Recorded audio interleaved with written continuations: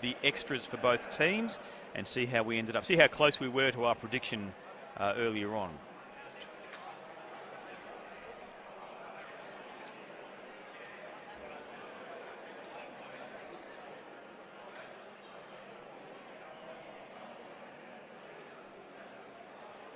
$15. There we go. 15 extras from Team Hully. Apologies for the silence. So an extra 30 runs. Didn't cost them in the end. Of course, they did win the game. And for Team Nicko here, let's see, 1, 2, 3, 4, 5, 6, 7, 8, 9 extras in the first pair. That's expensive stuff. Wow. For Team Nicko there. So that's 9. I'm going to go to 10. They tied it up 11 with the no ball. 13. What comes after 11? 12. Thank you, 12. 13. 14, 15, 16. Yeah, Keegan Lynch expensive there with the extras. 17, 18. 18 extras from Team Nicko. So 15 from Team Hully, 18 extras from Team Nicko. That's 6 runs, free runs that Team Nicko has given Team Hully. What did they lose by? 4. There you go. Well, they say catches win matches, but in this format, it's the wides that will bring the cries. I apologise, everyone. That was terrible. The wides bring the cries.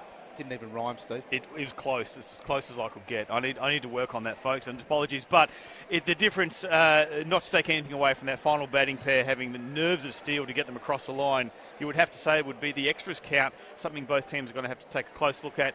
We will be back here in a short while for round 2, where on the WACA you will see Team Nicko looking to get one on the board against Team Fonts, who have gone down swinging to Team Rhino over on MCG. So both teams desperate for a win, and over on the MCG we will of course see the other 2 teams, Team Hully playing Team Rhino for a top of the table position for round 2. You're at SEMA Indoor Sports with Stevie Howe and Brad Phillips. We will be back shortly after a quick break.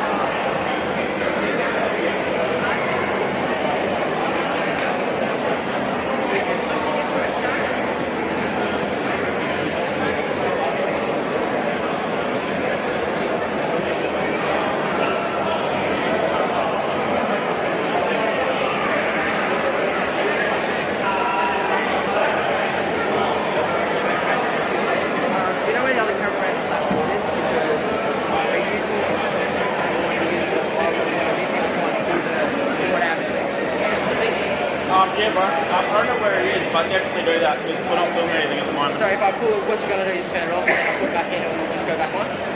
It's on battery power, so I'll just double check it.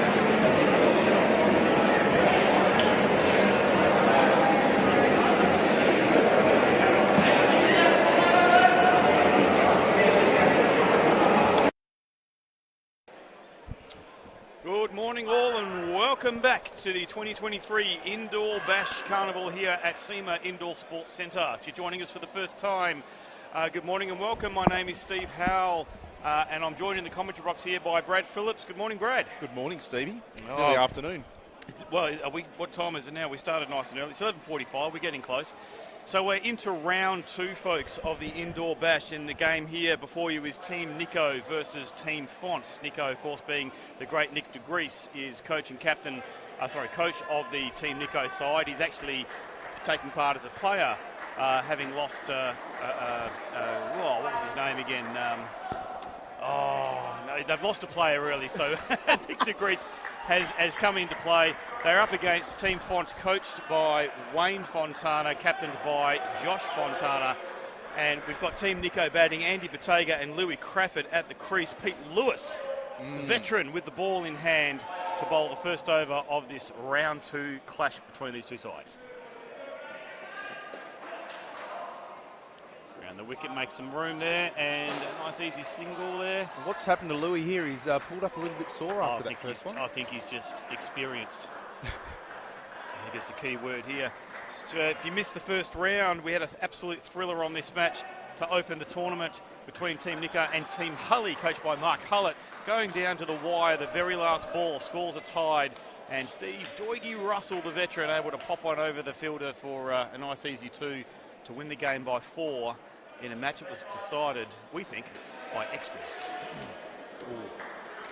Save 2 there from Andy Bottega.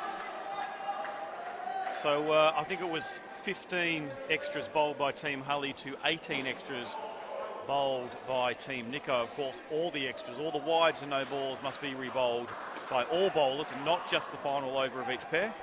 I'll tell you something, Peter Lewis isn't going to bowl too many extras. He's normally pretty onto it with his bowling. He is, Very solid. Anyone's ever faced Peter Lewis, it's more and more of the same stuff from him. Around the wicket to the right-handers, swinging in, uncomfortably swinging in onto your hip. He's remarkably accurate. That one there, not so accurate. Yeah, just outside off stop there, Stevie. Chop for 2. Nice easy 2 and a good start from these two. 8 runs on the board. If we just look at the scorecard from the previous game on the MCG here, so this is Team Rhino versus Team Fonts. We have Team Fonts in the field at the moment. Just to point out a couple of perhaps standout performers. Josh Fontana with 36 runs, pairing with Ross Nesbitt with 24, put on 60 for the first pair for Team Fonts, and they went down by 40 runs. So it definitely is a team game. We need all 4 pairs to contribute, to perform here. They weren't fantastic with the ball, picking up, about 9 wickets to Team Rhinos. I can't even add that up quick enough, 17, 18 wickets there. So he's expected wickets to win matches. Ethan Benson coming into bowl now. Good ball played into the corner for a single. Andy Bottega just indicating to his batting partner the movement on that ball. Ethan Benson, of course, one of the great young up-and-coming players for the SEMA Sports Club. Sprays that one down leg side. Played in a game on Thursday night with Ethan in our team, and have never seen a young guy dive around so much and take some miraculous catches. Oh, he's absolute gun on the 2 line. Presuming that's where they're going to put him. And there's tabs an opportunity gone begging. Nick Marciano on legs there, just throwing the ball into the back of Aaron Todd in frustration. Opportunity goes begging for Team Fonts again. Need a direct hit here. Not going to happen. Short and wide there from Ethan Benson. An easy 2 for Andy Bottega. Albeit not punched down with great authority. Driven back. This could be Ross Nesbitt electing not to go his own end on that occasion. Interesting choice. So looking around Team Fonts at the moment, every single player is an absolute gun fielder. Yep. I'll just run you through the lineup now. Ethan Benson, of course, with the ball. Ross Nesbitt at the back Great sticks. shot. And he's just banged that down for 5. Shot for 5. Cross bat, bang down, 5. Down up for 5. Rare shot in indoor cricket. Expensive over for Benson there. 11 runs coming off it. I'm sure he'll make up for a couple of those in the field. Look for some indeed. incredible catches and incredible stops off the net from him. Just run you through the team list for Team Fonts here. We have Ross Nesbitt, I mentioned at the back sticks. Mitch Todd, gun opening batter. Not sure if he's actually going to be opening, but he's a very, very capable batter fielding front court. Peter Lewis, if we've mentioned, already had an opening over, and he'll be floating somewhere in the front court, I would imagine, or the 2-line. Brock Hickey looks like, where's Brock? Just look up, you'll find Brock, because he's the tallest guy on the field. He's fielding in his usual spot on the leg sides there. We've got Josh Fontana, captain, and obviously very capable batter, hitting 36 in the first game. Went no wickets for 33 from his 4 overs, which is very unlike him. That should be out, and it's his call. By Ross. Yep. Brett Williams, the oldest player in the draft, will be, we would imagine, facing the youngest in Keegan Lynch later on this day. Brett Williams, of course, a very, very capable left-arm bowler, and probably the #1 ranked player for his age group on the planet, I would say. Josh Fawcett in the squad as well. Aaron Todd, who we saw on the 2-line earlier, and that one's been misfielded. Cam Fawcett, they're not happy with the fielding effort on that occasion. Ethan Benson, we've mentioned, and rounding out the 11 for Team Fonts is Stewie French, who is currently off the court. Probably being going to be used as a specialist bowler, I would imagine. Opportunity at the kip. Sorry, the bowler's end, I should say. There. Gee, there's a lot happening, isn't there?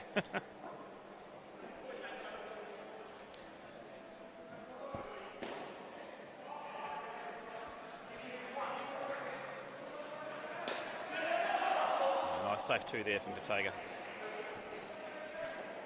We'll note that looks like Ross has had a fresh haircut for the day. Indeed. Leg side wide there.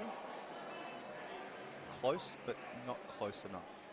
Just quickly taking you through Team Nicko, the 11 names that will feature in this game. No particular order. Well, coached by Nick DeGrease, of course, the legend of the game, captained by Mark Rice, All-Australian, featuring the likes of Carl O'Brien, who had an excellent first game with 28 runs and 2 wickets for 9. Andy Bottega, you see with the bat there at the moment. Cruz Harbour Connell, the young gun. Chris Prescott, probably one of the 2 quickest bowlers, and 5 wickets for -4 in his first game. He'd be a big asset for Team Nicko. Scotty Brown at the back sticks. Louis Crawford also opening the batting here with Andy Bottega. We've got Declan Crowder, right arm leg spin bowler and very capable batter. Nick DeGrease, of course, Ty Hopes, and Keegan Lynch, the young fella from Bunbury, rounding out the 11. And there's an opportunity here. He's going to walk in and take himself. And second ball. Batter's been asked to cross back. I think he's given that. It's a run out. Second ball run out. Second ball run out, of course. Yes, hesitated. The hesitation. So Aaron Todd with a lovely first delivery of his over. Might be an opportunity to remind ourselves of some of the rules. Of course, this indoor bash featuring a complete reworking of the rules of indoor cricket as we would know them. They are now 5 ball overs instead of 6, and the third ball rule has been replaced with the second ball rule, meaning if there's a dot ball, you have to score on the next ball or you will be given automatically out, as was the case on that occasion. Much needed wicket for Team Fonts on that occasion. He's just sprayed it wide.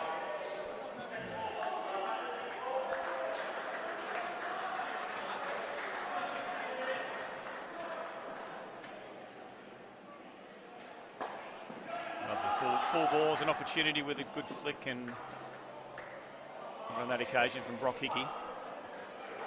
Toddy with 2 to come here. Of course, it would have been 1 for not for that wide. All wides and no balls need to be re-bowled by every bowler. No Great run call on that there. occasion. Yep, common sense prevailed there, no run taken. Both teams, of course, will be given the opportunity to take a batting and bowling power play during their respective innings. The bowling power play should be out if he hits. Great fielding there, just a little bit wide of the stumps, but would have been well and truly out. Oh, yep. There was a paddock in that for Ethan Benson. Unfortunately, not on this occasion. A little bit of magic is what you've come to see from the young fella. Not to be on this occasion. So, pretty good over there from Aaron Todd. Unlucky not to get another bowling wicket. his second over now. Yep. Now, it's not uncommon for us to see Peter Lewis get bowled out early in regular 8-a-side indoor cricket. Well, this is 8-a-side. It was kind of not because it's 11-a-side, but anyway. Not uncommon to see Pete bowl out early. I think you would know the reason why, Brad. He's very good with a new ball.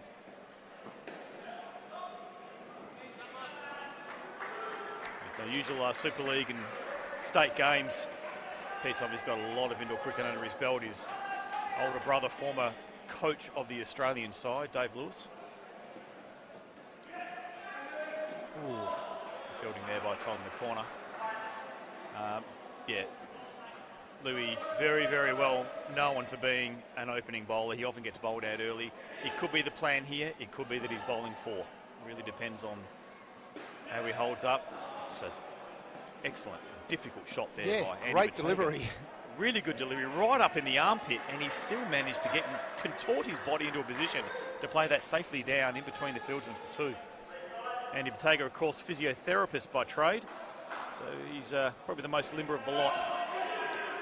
Another opportunity here with a direct hit, but I think he would have been home. 32 runs on the board, Super Ball coming up. Wouldn't they love a wicket here? Yeah, 32 with 1 still to come after this. Oh no, this is the last over. Is it 5? This is 5 overs, is it? Yeah. Yeah, I'm thinking 6. Expensive. Of course, as we've already mentioned, all the wides must be re-bowled, so, you know, you can't hide a bowler in this game. You can't send someone in second over of repair just to spray them. Super Ball here, Stevie. So Team it's Nicko double learnt. the score off here. He's going to take himself 2 runs by the look of it. That becomes 4. There it does indeed. So a excellent opening partnership from these two. They're going to enjoy having some solid runs on the board. Wasn't too far off what they did in the first game, but certainly an improvement. Actually, sorry, it is a huge improvement on the first game. They had 23, these two, in the first game versus Team Hully, so 38 is a huge improvement on that.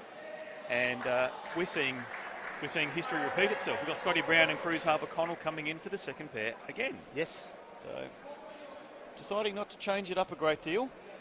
What did they go Coach for Nicko? last game, Steve? Well, Do we have that it there? wasn't pretty. We do. We've got the score in front of us here. They had 10 runs, and it was the bowling of Paul Wilson, I think, that really put them off. I believe he bowled twice to them, came away with 4 wickets, and those change-ups and variations really caught both of these guys off guard. You know, they're very experienced, Scotty Brown, and the young Cruz Harper-Connell, who was extremely capable, but just probably never faced him before. He's oh, here we go. Brett, don't call me Serena Williams. He's on with the ball. Over the wicket, left arm. That's pace, real pace. First one off the leg. Yep. Great to see the elder statesman of the game getting represented here today. Yeah, and he won't mind us calling him that. Willow, of course, well known for his multiple representations at World Cup level for the Australian Masters men's 50s A side. little bit of a mix-up there. Looks like Cruz has had a little bit of a fall. Just checking there. Yeah, he's all good. Of course, mostly his own teammates just checking on him there. Of course, Cruz, a native of the SEMA Indoor Club here in Balcatta, as are most of those front court fielders. What's Willow going to do here? Yeah, Willow's it's a great shot. Willow's the kind of bowler you just can't underestimate, no matter how old he is, no matter how much grey hair he has. He puts that ball on a string, he can swing it in, he can cut it away, he's got a great slower ball, and when he wants to, he just narrowly missed the mark there. I was about to call that full wide Yorker, especially in a third ball, but now second ball situation is his key weapon. And just move the field over there, so he's clearly bowling that outside off line. Oh! He made the right call. Great fielding. Yeah, we great called fielding. that before the start. Going to see some great fielding from Ethan. Yep, yeah, he had a split second to look at where the batters were and figure out which end was the one to go to, and he worked out that Cruz was the better opportunity, and he's just missed on that flick there. Unfortunate that Josh Fontana had moved over to cover the drive in the event that Ethan missed it. I think he perhaps should have had a bit more faith that Ethan was going to stop that ball, and he would have cleaned up the flick, I think, and had themselves a wicket there. So 8 runs from that over from Brett Willow Williams. Not a bad result, but they're going to need a bit more out of him, I think. So we've got Nick Marciano coming into bowl. Now, he didn't get a trundle in his first game. He was used only as a batter. But it's going to be another one of those scenarios where these boys wouldn't have seen too much of Nick. Scotty Brown might have. I don't think Cruz has seen him before. Now, it's interesting how you want to classify him as a bowler. Does he bowl quick? Well, quick wides by the look of it to start with.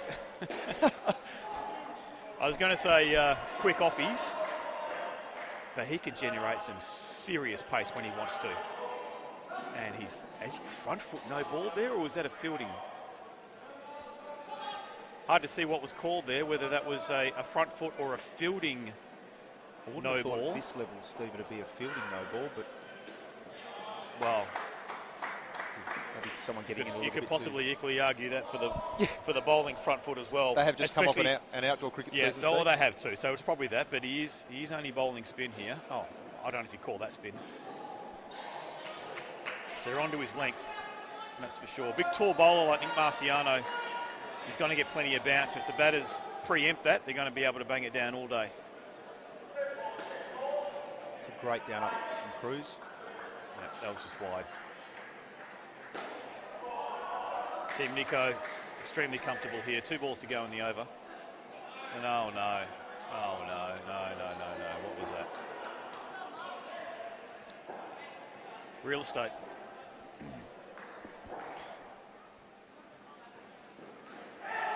Yeah. Scotty Brown just waiting for the short one there. That's a textbook, you know, off the ribs. Bang it down for an easy 2. No one's going to stop that. There was one man on this team that caught us Brock Hickey and it still went over his head. That's a better line. That's a great shot. Far out. What a start from these two. Yep. Very good indeed. 26 on the board already after 2 overs, and that's in comparison to 10 from their last outing. Someone go get gas. Bring him on. Let's stem the bleeding here. Captain Josh Fontana's got a couple of big decisions to make here. Ethan back on again. Assuming he's making the decisions, of course, we've got the legendary Wayne Fontana coaching this side, and if there's anyone in the coaching game that can bring 11 blokes together from various, you know, backgrounds and teams and clubs and meld a championship team out of them, it's Wayne Fontana. But he's got his work cut out for him here as that first ball there from Ethan Benson just gets punched comfortably into the side net for 2. That was short, wide. And someone's down at the front there. Who's that? One of the Todd brothers? Yeah, I don't think he's hit the wall. I think he's hit the fan's power cord that's just hanging outside the net there. Probably got a little love tap on the face, or he's just play acting. There we go. Great delivery. There we go. Wow. That was a little fuller on the legs, shaped away beautifully at the end there. Lovely late swing from Ethan Benson. That's a much-needed wicket for Team Fontana. Through the defences of Scotty Brown.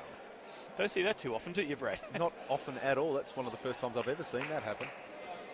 Scotty Brown usually rock solid in defence. Beaten all ends up on that occasion. Another great delivery.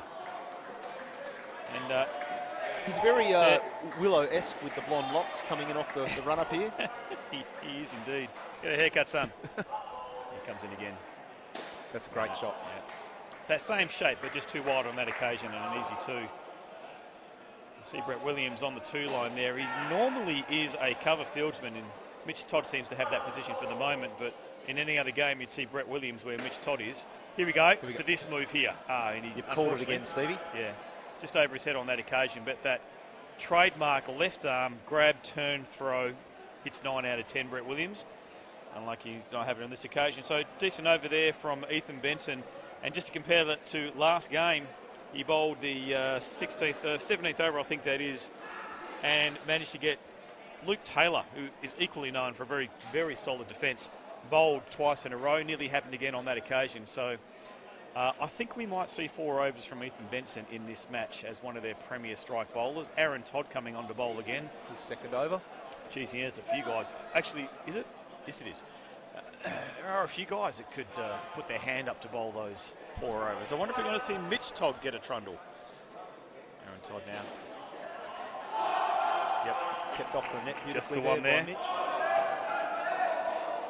Nice, tight, straight line, right at leg stump. Good pace. Oh, how did that miss? I think it's just collected his leg on the way through. That's out in every game, including soccer. But tonight, not out. No LB in this version. Perhaps that's the rule we can tweak. The old LB appeal. Of course, in indoor cricket, folks, if you play a shot, you cannot be given out LB. You need to be, as the expression goes, bunny in the headlights. Oh, there we go. Just punt it back for an easy return catch. Josh Fontana would have been run out anyway. It's a bit unlike Scotty Brown to be Yeah, I was playing thinking that the sort of exact shot. same It's thing. like, He doesn't often try and drill it back down the pitch. 28 runs on the board with 2 and a bit overs to go. He 2 maybe overs to go. got caught with one in on his toes and just had to try and dig it out. A little bit of a rush of blood there from Scotty Brown. Still, if there's any man with a bat that can reset That's a better great than shot. most, Scotty Brown. Yeah, Cruz has found his game now. He's in his element. That's what he does. He just bangs that top wire so consistently.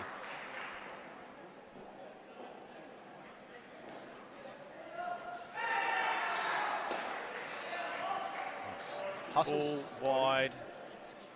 Scotty Brown with the broom on that one, just reaching out, punching into the foot of Mitch Todd. Unlucky not to get 2, or did he? No, he got the 1. Got the only one there. So once again, things looking good. 27, over to go. 65 on the board. I think, big improvement from their last innings.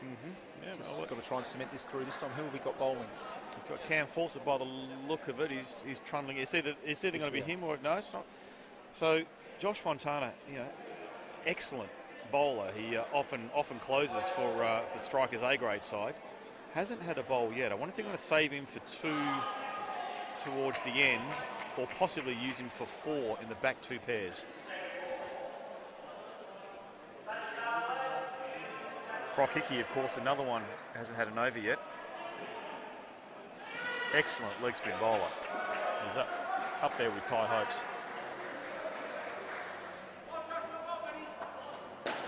No damage so far, just a 1 run from 2 balls. Cam Fawcett bowling a lovely line here. A little bit Another full, great and shot. what a great shot from Cruz Harbour. He's batting very, very well. Oh, gee, you can't blame the bowler there. Nothing wrong with that delivery. If anything, ever so slightly over pitch, and he's just clamped down on it through the V for 4 runs. That's out. That's out.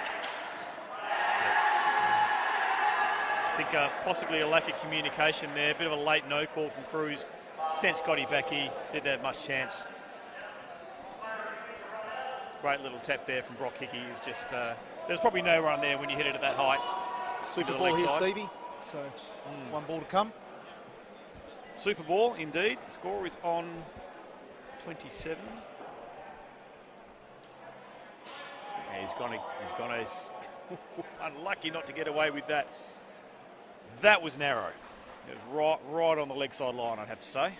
1 ball to come again, Steve. 1 ball to come again, Brad. Every wide no ball to be re-bowled. Each one of them as expensive as the next. Funnily enough, they're all worth 2. Oh, yeah. The head goes back, the eyes roll, the back goes swinging. Scotty Brown connects with nothing but his leg on that occasion. Far better partnership than their last game. Cruz coming up with 21 there and Scotty Brown with 8. Yep, no, huge improvement on the last one. Team Nicko will be very happy with 67 on the board, which is, from memory, what they had after 3 pairs in the first game. So they're looking good. And these 2 batters here, Kyle O'Brien and Declan Crowder, again, it's rinse and repeat from Team Nicko. The same 3rd pair did not a lot wrong when they batted the first time. They had 35 runs. Kyle O'Brien hitting 28 of them. And Declan Crowder actually batted extremely well, with the exception of being bowled by Jacob Johnson on the last ball, super ball, costing him what otherwise would have been a very pretty scorecard. So just a 7 from him in that first game, but batted certainly a hell of a lot better than that. And if these 2 can do what they did in the first game, Brad, I think it's going to be very much advantage Team Nicko. And it looks as though Willow's having his second over here. he is indeed. Warwick Davis into bowl. A little bit wide. Real estate. Real estate. Just having a look on the other court, Stevie. 9 overs gone. They've scored 104. Oh, and the 60's been broken. 66 from Team Rhino. Who is batting for Team Rhino, hitting 66? Cheers, we're going to have fun. We've got some really high quality players here. We thought this would be a bowler's game, but this is starting to turn into a much more even contest between bat and ball, and that's a lovely shot. Lovely shot. Kyle O'Brien. Wow. Teasing Pete Lewis there, thinking if only I were a few years younger, I might have got a fingernail on that. Lovely bowling, lovely bowling. Good early no call. That's the line he needs. A little bit slow on there from Willow. Yep. You had it cut in. Yep. Just started on that leg. Have it cut away a little bit. Edge. Oh, direct hit. Might have been close, judging by Mitch Todd's reaction behind the stumps there. The two brothers, Aaron and Mitch, going number 1 and 2 in the draft for this team. Aaron Todd, I believe, was picked number 1. Yep. Again from Willow, that cutter. Good early no call. Good intelligent batting from these two. Kyle O'Brien, of course, from the Striker Club. Declan Crowder from the a Bouncer Indoor Sports Club. So not a lot of cricket between the two of them, except for possibly at the state level. I don't have those stats in front of me now. They, of course, know each other very well, know each other's games. So we've got Josh Fontana having it over. Or was it Toddy again? It's Toddy again. This is Oh, interesting. yeah, wow. Now, you've got to bear in mind that there are 3 round robin games and a potential grand final, so potentially 4 games. And if you're using the same guy to bowl your 4 overs, or even just 1 game 4 and then the rest of them bowling 2, you're going to have some pretty tired bowlers by the time that grand final comes around. So it could be, I think we had a second ball situation there. It could be a case of resting strategically certain bowlers. You're going to have to pick your battles to have someone fresh for those key games. That's it, right through the gate. Now, Aaron Todd's going to enjoy this because there's a long-time rivalry between Aaron Todd and Kyle O'Brien. He smiles all round, but Kyle knows he's Aaron Todd's bunny. He loved that. He loved that, Aaron Todd. He's full of smiles. Look at his face as he walks to the camera here. I think he's in his head. You can hear the call from the fielding side in his head. That's his brother, Mitch, I think, calling out there. And the chatter in that front court will be quite something else, won't it, Brad Phillips? Bit of pressure on up the front there. Can he do it again? Oh, right back at you, he says. And the crowd go wild behind. There we go. His teammates let him know Kyle O'Brien's had a word. This is what we're here for, folks. Oh, jeez. It's not a team game. This is one-on-one. Little bit Hurry of up and feeling get out off there. strike, Declan. Just hit a single, son. That's There we it. go. Yeah, get off. All right, what's Get going to off. happen here? Here it is, final ball of the over. What's your we call finally here, have Stevie? some fireworks. What is your call? Oh, I'm calling through the gate, and we're going to hear some pig squealing here, I think, from Aaron Todd. Let's go. Here it is. No. As He's called good. Wow. Oh, the umpire, he must have swung in. Late. you'd want to maybe review that one. I think the batting team's wanting a review up the back here. Unfortunately, we can't review wides and leg sides, but we've had a bit of fun there, a bit of energy injected into this game. A little bit of courtesy of feeling. Aaron Todd. Yeah, A little bit of feeling. bit of white line fever. 2 aeroplanes? Not really. Oh, quite possibly. So, look. At the end of the day, great over there from Aaron Todd. That's was it 11, 12, 2 down. Sorry, 2 down. This is the 3rd over of the pair. Hard to keep up with this new format of 5 overs a pair, but Boys do the maths. slapping hands there, all in a bit of fun. We've got a bit of a consultation at the back of the court here between coach and captain. Of course, you can't see that on the current camera. It's Oh, no, written we're gonna invisibly. see him They've over. got the We've got the 2 Fontanas, father and son, coach and captain, having an in-depth discussion as to who to use and how to use them. Of course, there's no requirement to choose your bowler that's going to be bowling 4 until someone has to bowl their 3rd. well fielded. Now, yeah, good You'd fielding always there do that from off your Brock own Hickey. bowling. I think he just realised there's a pillar there, but it was too late to stop hitting it. And he was inches away, indicated by the bowler there. Brock Hickey, of course, very, very talented leg spin bowler, and picked on that occasion by Kyle O'Brien. He knows his game very well, being teammates at the same club. But Brock has got an excellent, unpickable wrong. And of course, the height of the man, well, makes it all that hard. There you go again. Quick goal! Is that out? Ooh, maybe No, didn't gloves. have the ball. No, didn't Gloves have the hit ball. stumps. Gloves hit on that occasion. Great fielding from Peter Lewis. Yeah. Yep. As we were saying, probably the guy with the strongest shoe game Yeah. in the centre today.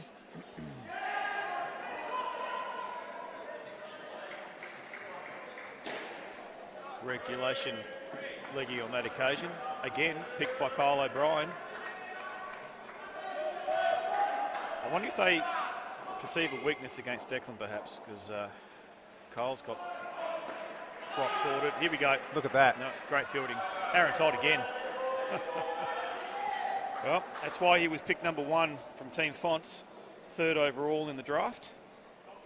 Excellent bowler, can bat the house down as a multiple-time most valuable player for the SEMA Snakes in the A-grade competition, men's competition. 2 or 3 times, I think, leading run scorer in the competition. So very valuable asset there. Not to take anything away from the other players. I mean, they're all great talents. We've got a couple of World Cup players out there. Josh Fontana, of course, has played for Australia, World Cup level for under 21s with, what's his name, Blair Oakley from Team Rhino.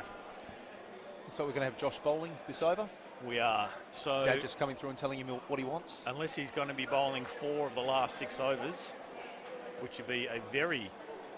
Actually, that's not possible. Quick it's math. not possible. It's not possible. So he's going to be bowling 2 here, which means...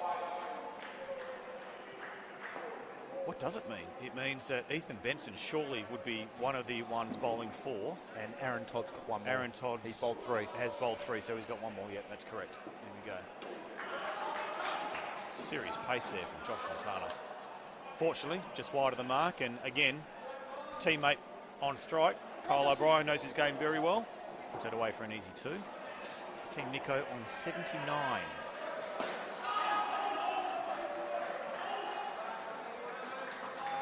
Great fielding there. Kyle O'Brien needing only about 7 steps to get back. Little legs of his. Just notice that Josh and Kyle are having a bit of a conversation between each of these balls. I think they're all having conversations out there. You just can't hear most of them. Oh, gee, they really need to take some of those, don't they? It's about the 3rd time that's happened. Those little flicks and taps in the front court. Yet to connect on one. Team Fontana. They're certainly not out of the game. There's 81 on the board with a couple overs to go in this 3rd pair. Team Nicko will be happy with where they are. Nice. But if we're going to see Ty Hopes and Mark Rice come out and hit 55 again, it will be game over. Well, maybe not game over. It will be very difficult for Team Fontana to overcome that total, I think, with the bowling that these guys have got. Final ball from Fontana. Lovely Right delivery. Yep. Yorker. Need to see more of that, boys. Need to see more of those Yorkers. It's going to force that second ball situation far more often because it's very hard to put a Yorker anywhere. If you're going to try and deceive the batsman with a little bit of movement outside off or sneak one in behind the legs or something, more often than not you're going to get put away for 1 or 2 runs. But the full ball right in the block hole, you can't do much more than what Declan Crowder did on that occasion. And we do have that second ball situation here. I wonder who your bowler is. Yeah, who's your pick? Is it Nick Marciano? That's a nice rhyme. That was even accidental. Who's your pick? I think it's Nick. Better than your one a bit earlier on, wasn't it? Cries and wides? Cries and wides, yeah. No, I still don't have a better comeback for that. But Nick Marciano with his rather rapid right arm off spin. I wonder what's going to come out of this. Right arm off spin. Oh yes, baby! Top of middle stump. Look at that. Beaten for pace. Kyle O'Brien backing away on that occasion. Where's Aaron Todd? He's quiet. He's quiet as a mouse. Well, I didn't bowl it. Nick Marciano scratching his head. He pretty can't happy quite with believe himself he's there. bowled. He can't quite believe he's bowled that. Very happy with himself. Did you see that, Claire? That was right back in the camera. You got something on your upper lip, Nick, by the way. Comes in again.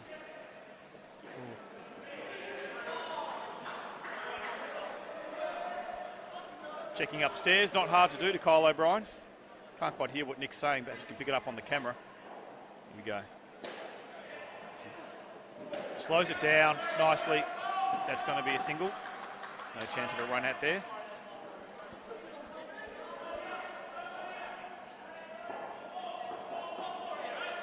Played with perfect timing from Declan Crowder. Unfortunate not to find a side net on that occasion. There's a quicker, shorter one again. I think he was expecting it. Definitely slowed down the run scoring with this pair. They have. It's just checking again in the first game. These two put on 35. There's still a ball to go here. They're not going to be anywhere near 35 though. Super ball. Tucked around the corner. That's probably a good result for Team Nicko. Just the one super ball making it 2 runs off that last ball. And that's 19 from this pair, Team Nicko. It's terrible. There's still a half-decent score on the board, and it is rinse and repeat from Team Nicko as we see the great Ty Hopes and All-Australian Mark Rice coming in to see if they can re-deliver what they did in game 1. 55 runs with a throwaway wicket, I might add it in there as well. It could have easily been 60. And 86 runs on the board is a far better position than they were in game 1 when these two came out. So they'll be looking to get to that 120, 130 and go in with a strong-minded defence against Team Fonts with some reasonable players in there. But they're going to have to do well against these two. And the less pacey of the two opening the batting.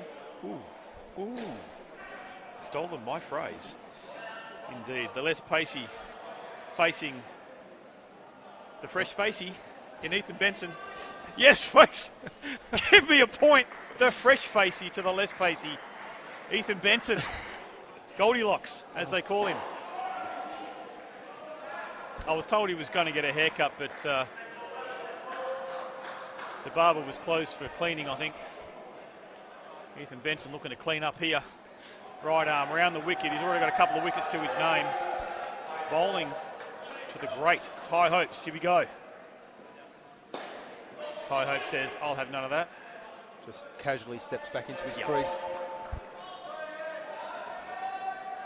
He wants to send this young kid to the back net by the look of it. Second ball. Oh, yeah. You would say he did that deliberately. I don't believe it. Ty not acknowledging any sponsors on his bat today. Hang on. We've got a little mid-pitch conference here. Josh Fontana making the trek all the way from leg side to... there's a plan here. I'm not Don't sure know if that was the plan. No. No, I think with two on legs, it's and to the shorter stature of Mark, I don't think you should be bowling short. You should be aiming for that hit. There you go. That's exactly what the captain ordered.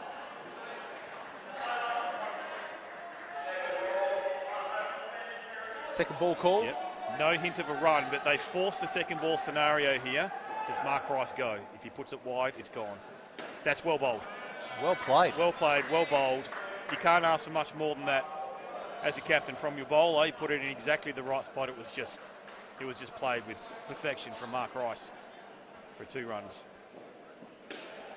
Ooh, now, you usually see Ty Hopes bang that down for 2. He's just curled it under his... I think he's hit that down into his own foot. I think he's hit more than just his foot on that occasion.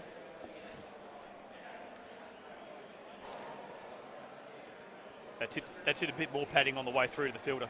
Have we seen the batting power play yet? No, I don't believe we have. Again, we're trying to look for a subtle signal as to see whether... Have we had a power play yet, boys? Haven't used it. Comes from Cruz. So, look, out of the 4 batting innings that we've seen in the first 2 games, the batting power play was taken in the last pair. 3 out of those 4 games. And it will be a question of which bowler do we want to pick. Now, the fielding team have selected Brock Hickey. If they're going to call it, they can call it now. I don't think that would be wise to take on Brock Hickey.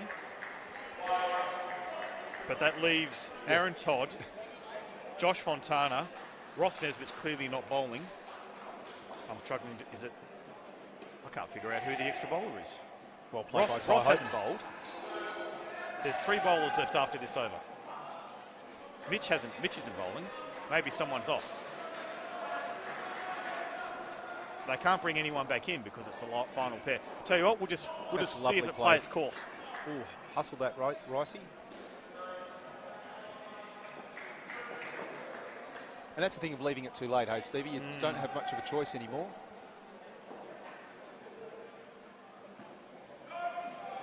It's a wide. Now, of course, if this were the batting power play, those wides would be worth 4 and have to be rebowled. So you want to make sure that if you're bowling to that power play, that you don't cost any extras there. That's a great bit of fielding there from, is that Aaron Todd again? It's Mitch. No, it's Mitch. Gee, they look the same from behind, don't they? You know he was always going to throw that at Hopesy.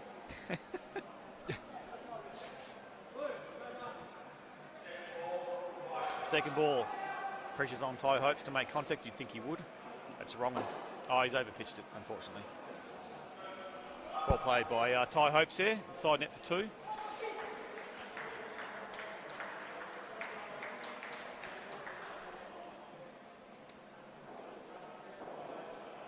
Final ball, the Brock Hickey over. Oh, very dear. short. Oh, no. no. What an absolute soft wicket. Mark Rice, that is very unlike him. I don't know what the say is about something gets wickets, but Is it the shoes? very short delivery, that one.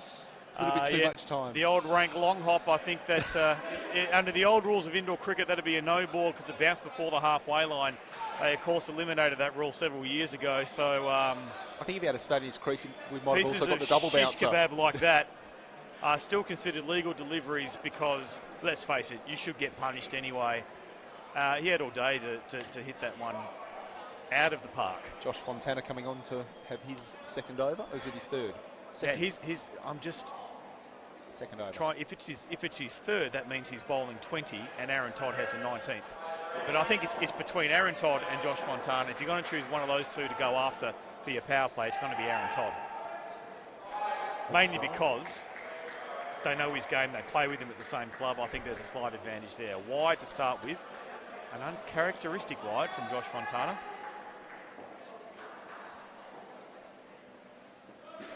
Oh no, hang on a minute. This is Josh's second, so it's Ethan. Yeah. Ethan and Aaron are finishing. So they might target Ethan out of the two then. It can't be the last over of the pair. So it will be the 19th over, which means Team Fontana have an advantage in that they can now choose their bowler accordingly.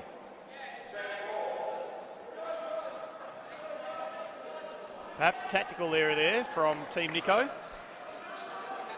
His second ball. Great shot. Yep. That's 4 on any ground. Lovely cover drive there from Mark Rice.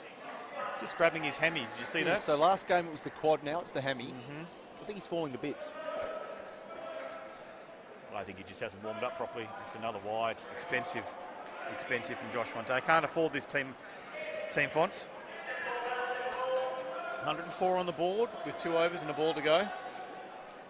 They're looking well and truly on course for a 120 run total here as Ty Hopes takes an easy 2. And now Team Fonts have a decision to make. Who is bowling to the batting power play?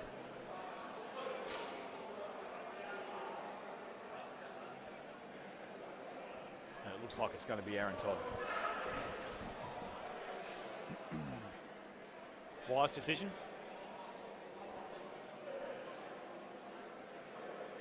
Time will tell. Aaron Todd, of course, lit up the ground earlier in the innings. A fantastic over and a fantastic rivalry with Kyle O'Brien. He's now bowling to 2 of his... Do you think we'll get a second aeroplane if he bowls Ty Hopes? I think we'll have a chainsaw on an aeroplane if he bowls Ty Hopes. Let's have a look. Oh, that's big. And that's out. Ooh, I think they're going to go the challenge there. We're going to have a challenge. Surely we're going to have a challenge. Hopes he doesn't look confident. He doesn't look too confident with it. Yep, they've challenged that. And I reckon we might see this one overturned. Ty Hopes even questioning himself, looking to his team with the finger saying, was I out? How light was it not to be... Always got to look at the batter. Yeah. And the batter was... Yeah, Ty doesn't look very confident at all about that. Yeah, there was no... I don't think there was much obstruction in the way of vision from the umpire to not have a clear sight on that one. I hate to say it, he's not the paciest man, and it's out. It's been overturned. That's a great decision. A great challenge from Team Fontana. We had a feeling Ty Hopes possibly knew he was out. And for the second time in 2 games on this court, we've seen a 7 turn into a wicket. Now, that would have been a tremendous start had it, because it's been the batting power play, of course, that would have been 14 runs. Yeah, it's a big turnaround. It only cost them 5 for the wicket, though. What can Mark Rice do? It's wide. And we should see a +2 go on here as well. Umpire's just making the adjustment now. Oh, hang on a minute. He's called that. Ooh. The wide was only given 2. Have we missed something? Maybe they've already had their batting power play, and this is just a regular over. Second ball. It's really good bowling here from Aaron Todd. Oh, no. Aaron Todd ducking for cover there, anticipating the throw from Josh Fontana. He wasn't able to gather, unfortunately. 2 more runs scored. The umpire's just been given a correction here.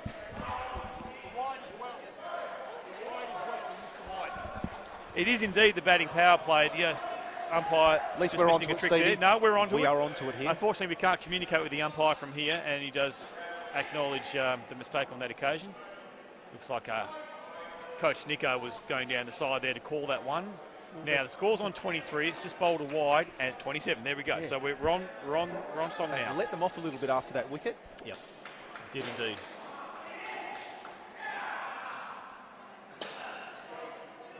It's intent, I think, to go for the back net again there from Ty Hopes with that leaning push, that scoop, sort of, what do you call it, like a little chip shot. Mark Rice here to face the final ball. Oh, beautifully bowled. Beautifully bowled. Swinging in, landing on Mark Rice's big toe. Not much you could do with that. Just think what could have been there, Stevie. Yep. The score's still, 31 for the pair with an over to go. Aaron Todd with 5 wickets from his 4 overs. Raise the ball, Toddy. Excellent contribution, and yes, we have Ethan Benson to bowl out his 4th over. Close out the innings. He has been a little wayward in his first few, but he has taken some great wickets, and we're going to see what the young fella can do here. He scored 2 on off. No point bowling at Ty's body. He'll just patch you around the corner for an easy 2. And speaking of easy 2s, there's one there. Well,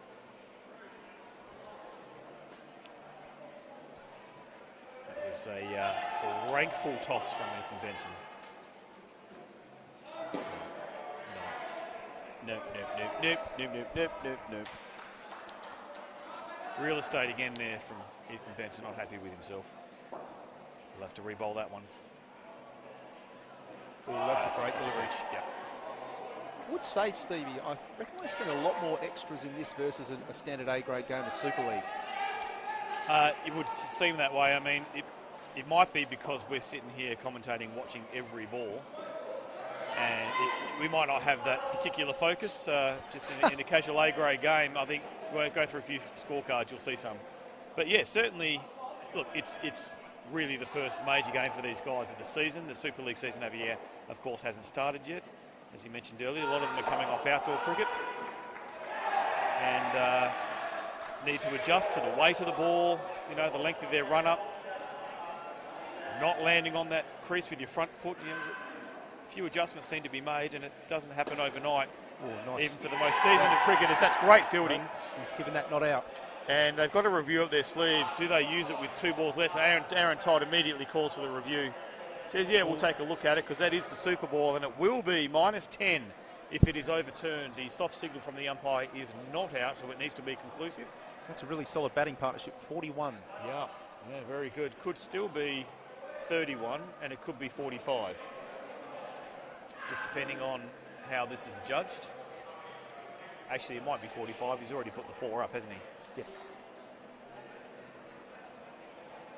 Just looking over on the other court, Stevie, Team Rhino batting the house down again, 162, still with 2 overs to go. They scored 148 in the last game. And I take it back, folks. I said this might have been a bowler's game with all this additional pressure and having the ability to double up on your best bowlers, putting more pressure on the batters. But I'm sorely mistaken. It would be great to see, for example, whoever makes the grand final, teams defending 50 or 60 and they're the most exciting games where it feels like there's going to be a wicket every ball. Not to say that what we've seen so far hasn't had its fireworks. We've seen some fantastic moments so far in the first couple of rounds of games. They're still reviewing this run out. He's going frame by frame at the moment. He is going frame by frame. I'm not sure whether it looks change like camera angles. Yeah, there's a bit of instruction from the keeper standing in between the camera and the stump. So we're just going to go to another image here. He's zooming in. Wallace Cockram here, getting frame by frame replay. He's just got to drag over to see where the batter is, make sure he had the ball. Might have been a direct hit. One of the world's longest reviews. He is safe. Yep, you can see just in the corner of the screen there, the bat 2 or 3 inches past the line there. So a review in vain, but it didn't matter. It was the last ball. You might as well use it if you've got it. And 127 on the board. 127 on the board. Funny that. What was the score in the last game? 127 to 123. They lost. They now have the 127. I wonder if this is going to go to script and Team Font's going to go down by 4 runs. You never know. We have Josh Fontana and Ross Nesbitt. It's fire meeting fire.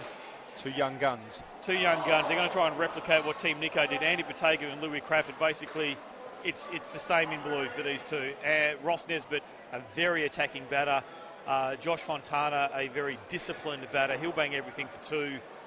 Very hard to get a ball past him. Ross Nesbitt's going to play a more aggressive game, possibly, chance of throwing his wicket away once or twice. And run us through the fielding team here. Who we got? Looks like Ricey's coming on, but that puts 9 on the field. Someone's having a break. We haven't figured out who it is yet. Looks like Ty is definitely off the court. Of course, Nicko has to bowl. He didn't bat. Young Keegan Lynch will have to bowl because he didn't bat. It'd be the same as before, really. Which means that it will be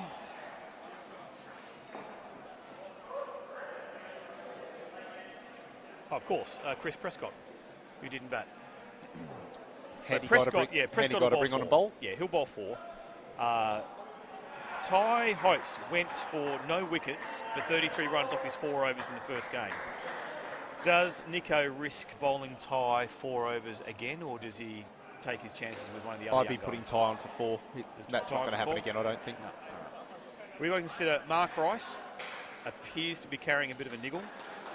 Scotty Brown is probably not the kind of bowler you would want to use even for 2 overs, so I can't see Scotty having a bowl. Kyle O'Brien's a potential for 4 overs. He is very capable. Keegan was expensive, but hopefully when those nerves settle down, he did move the ball a long way in game 1. He could be quite useful in this game. Nicko, I can't see bowling 4 purely just from a practice and fitness level.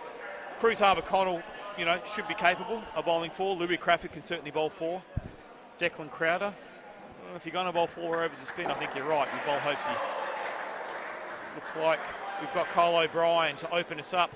Josh Fontana on strike, 127 the target, and we are underway in the second innings of round 2. Team Nicko versus Team Fonts. Lovely. Beautiful line, beautiful length, beautiful movement of the ball. Unplayable, that one really, isn't it? Second ball called. 2 fielders on legs, not much you can do about that. Even if you did make contact, I don't think they would have run. He just needs to do exactly the same thing again, Kyle O'Brien. Here we go. There you go. Little chip right back to the bowler. A nice easy catch there. And that's a wicket to start the innings. Not the start that they wanted. No, not indeed. Almost a perfect Yorker, and he somehow managed to scoop a soft little return catch there. Kyle O'Brien, yep. Just telling us how fantastic that delivery was. Why wouldn't you? Lovely delivery there. Moving delivery. Ross Nesbitt on strike now. He won't mind a bit of away movement. And that's out too. Nicked it. He won't mind. I take it back. He minds very much. I think that even looked like it was off the bottom of the bat. That was it. Yeah, it looked like a little toe edge there, and a very loose shot from Ross Nesbitt to open up the innings. You'd expect more out of him, wouldn't you? Having said that, these two in game 1, let's just remind everyone, versus Team Rhino hit 60. Josh Fontana had 36, Ross Nesbitt had 24. That's a hat-trick. That's a hat-trick. Oh, no. Not out. Safe. Did I want to have a look? I think he was not interested. Safe. Pretty well in. Just Great to fielding, just to put that 60 into perspective, Brad, these two in their first game had 1 for none in their first over. So they actually hit 60 off the remaining 4 overs. And lovely shot. That's probably what it took to do it. That's better. Yeah, that's a lovely shot. Josh Fontana just amping himself up as he ran down the court. Yep. He says, I'm here now. So -5, 2 from -5 from Kyle O'Brien's first over, and that total for 127 just theoretically went up to 132. And Nick DeGrease is going, I'm coming straight The coach. on. Get me straight, get me out the way now. There's definitely a tactic here. Not that Nicky's no mug with the ball, of course, was for many years one of the deadliest bowlers in world indoor cricket. Would generate extreme pace, high 130s with swing on a string, both directions. Swing on a string, I said it.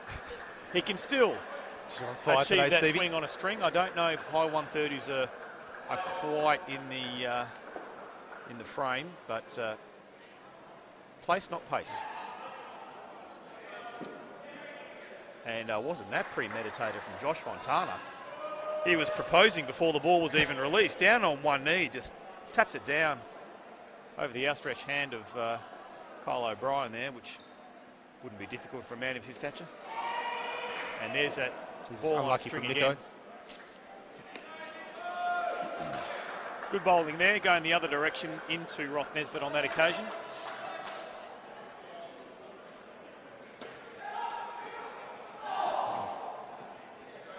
Now, Brad, I'm not sure if you've actually taken note of what's happened to the field placements here, but the two-line fielders appear to be very deep. Where is Keegan Lynch going? Oh, there he is. They are. Keegan's on the yellow line, and Mark Rice is about 2 feet in front. And they're not going into the front court, which is what you would normally expect your two-line fielders to do. So quite a defensive field placement here from Nick DeGrease.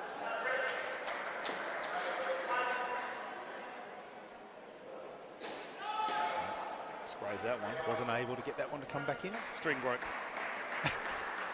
String broke on the way through. That's okay. He's just going to tie a fresh piece on here.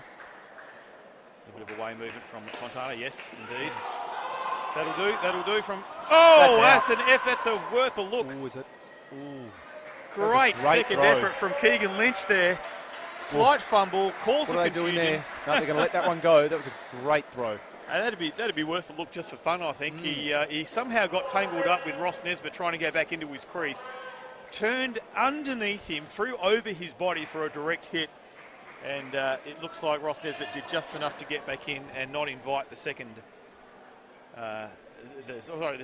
first review from Team Nicko on that occasion. So they're keeping him up their sleeves, and all said and done, not a bad result from Nick DeGrease's first over there. 8 runs from it, and the score whimpering along at 3 off 2 overs against, you'd probably argue, their premier batting pair here in Josh Fontana and Ross Nesbitt.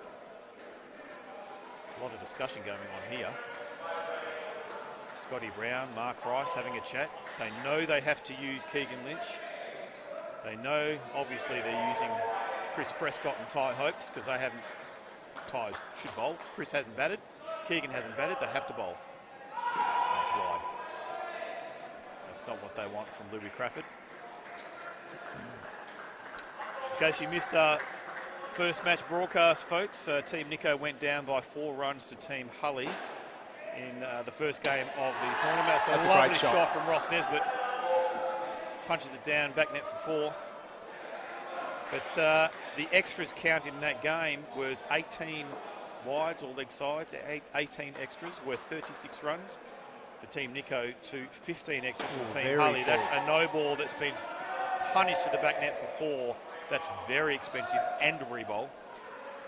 The difference in the score was in extras. It was 3 additional wides to Team Nicko, and they lost by 4 runs. So they would be acutely aware to be more accurate with their bowling.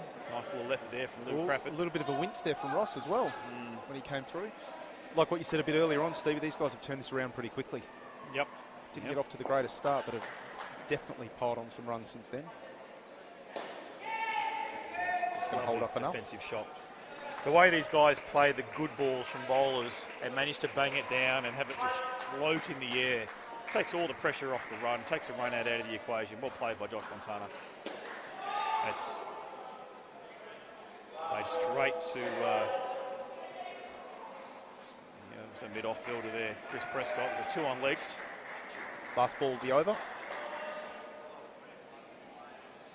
Oh, I love it. Swinging ball, chance with the tap. Good ball there from Louis Crawford. In swinging Yorker, hits the sort of the back ankle of Ross Nesbitt's front foot. Just the one scored, and good result there. Now, I mentioned earlier these two had 60 of the some 110 runs from their last game. Are they the ones that use the batting power play? I wouldn't have thought the way they're currently going. I think we want to save it. But Save just it, depends save on who, it when you need well, it. it really depends on who they're going to elect to bowl, and then these guys will work it out. They're looking. They're looking. They're waiting to see who it's going to be.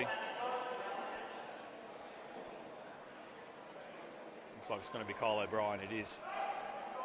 You wouldn't think they would take it. You wouldn't pick him to have wouldn't, your batting no. power play on. Maybe Nicko's second over. They know he's got to bowl one more.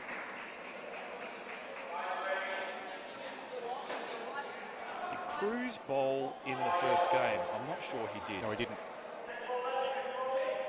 So, will it be rinse and repeat?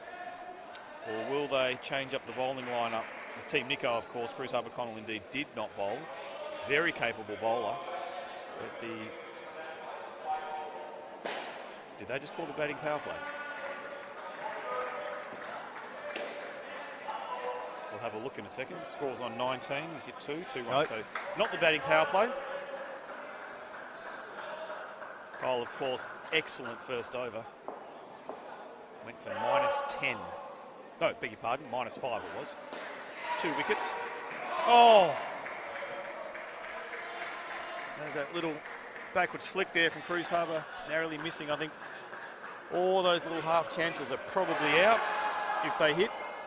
Unlucky not to have one so far. Changing the field. 2 on the legs.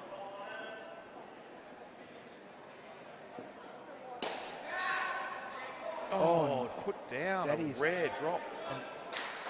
Very rare drop. I wouldn't say just Scotty's got up a little bit gingerly there. Yeah. That's uncharacteristic from Scotty Brown to put that one down. I didn't mean to make that rhyme, by the way. That was just how the commentary came out. Scotty Brown put one down. Oh, Another great shot. lovely. That's just threading needles, isn't it? These guys have definitely turned around the batting. Oh, they have indeed. 30 runs now with an over and a ball to go. They were looking pretty at the start with only 3 off the first 2, but they've come back beautifully. Drop catches always help. Fielding there by young Keegan Lynch. Of course, spoke to his dad during the break between games. Keegan Lynch, he is in fact now 16. He turned 16 in between the draft and today. So for all intents and purposes, we can think of him as a young fella. Hailing from the Bunbury region, where of course they do not have an indoor centre anymore. Unfortunate that 2-court facility closed down a few years ago. So he plays outdoor only. He has represented Australia and Western Australia at the nationals level of indoor cricket, but does not play regularly, which It's pretty impressive, is an isn't it? important consideration. That the only indoor cricket he plays is when he comes down to Perth, comes up to Perth, I should say, for training and for the national carnivals that happen around May, June each year. Outstanding talent and doing very well for himself in this tournament, surrounded by some of the best players WA cricket have on offer. Here at the 2023 Indoor Bash, it'll go great up there from Chris Prescott. They're bringing on the big guns now. Chris Prescott, of course, did not bat, so he will be bowling, one would think, all 4 overs as one of the select bowlers in this match, and that should That's be out. going to be an easy wicket. And speaking of young Keegan Lynch, as he just settles under that one for the easiest of easy catches, Ross Nesbitt unhappy with the shot selection on that occasion. I think he knows better than to try and swing for the fence when you're facing Chris Prescott. Just got to meet the ball head on with a nice straight bat, use the pace. Something I expect you would see Josh Fontana doing very well if he gets a full ball here. Oh, Ooh, peach. look at that. Yep. Yeah. Great ball on a length. Cut away from him. Caught Josh Fontana. Jumping back slightly past the outside edge. Good take by Cruz Harper-Connell behind the stumps there. And batters are on second ball. Tries the same Well ball played. again. But, yeah, he was on at that time. Super Ball. 28 runs to score for for the pair, so they've gone. What are they going to backwards a do little here, bit. Steve? You've been on fire with every call you've made so far today. What's going to happen here? Oh, I'm not going to call real estate. Pip won't do that. But how big would a wicket be right now? And good effort there from the young fella, Keegan Lynch. I'm not sure why Josh Fontana was caught napping on that occasion, but he's home. 4 runs off that Super Ball. 32 the score. 32 the score, so 2 runs doubled, of course. Little pat on the back there from his to Ross Nesbitt from his batting partner, Josh Fontana, and captain, of course. 32 runs. As far as the game goes, you could probably argue that's on par. They need basically exactly 32 runs a pair to win this game. 128 the target. They have 32 so far, and it's all even Stevens. The subs have been made, mate. Ty Hopes and Nick Marciano coming on. It's Mitch Todd, of course. Yeah. Oh, sorry, I was just looking at the fielding team. Ty Hopes. Yeah, yes, no, true. Ty Hopes has come on as a substitute fielder. Nick Marciano and Mitch Todd are batting for Team Fonts. Now, these two didn't have a great time with the bat in the first game. Regrettably, Nick Marciano with just the 2 runs contribution in game 1. Mitch Todd batting with his brother contributed 11. They're going to have to do a little better than that. Now there's something going on. What are they? Just checking something here, maybe? No? Well, we've got a little bit of discussion going on. So it's Ty Hopes on. I haven't quite figured out who's come off yet. It's Kyle. Kyle O'Brien's come off for a rest. Yes. Probably wise. Resting your premier bowlers, you'd like to think that if it's not going to be Ty Hopes bowling 4 with Chris Prescott, judging by the way he's bowled, yeah, Prescott's going to be resting. He's bowled 1, and they'll rest him so he's fresh for his other 3.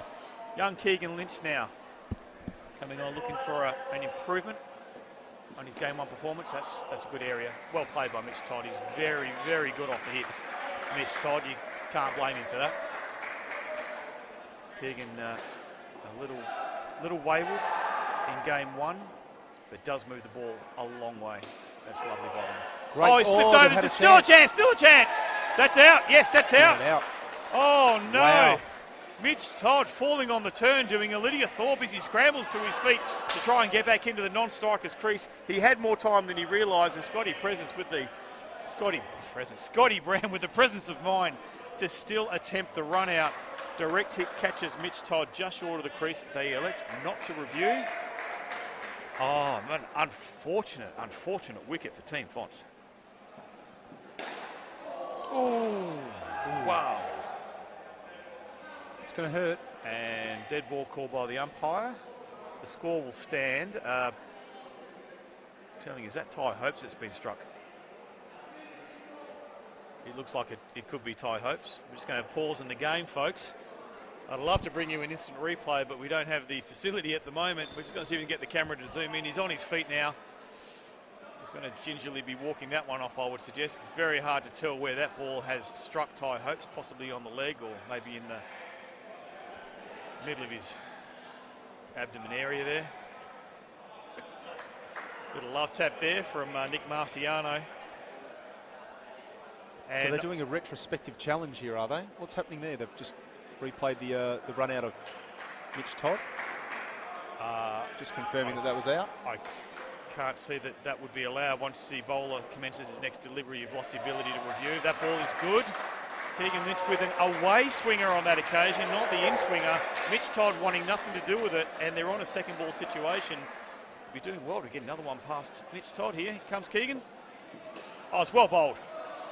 In-swing onto the legs, a little flick there from Cruz Harbour Connell, and Team Nicko finding another gear. That's an excellent over from Keegan Lynch. 1 for 3. High fives all around for the young fella. And good result, 'cause after the last game, I think he was a little bit down on himself, but he's come back really strong there. Yep. Power of positive thinking. Hats off to the young fella. Any rhymes there, Stevie? Sorry? Any rhymes? I'm trying. I'm trying.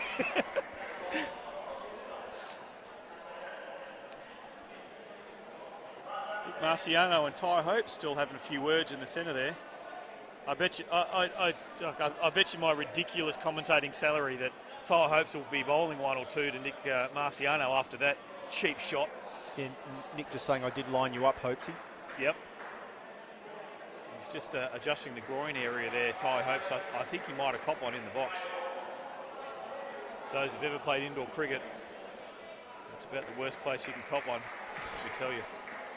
Woo! Well, Nick DeGrease is on now. Oh, Mitch is going, you're bowling him? You're bowling him?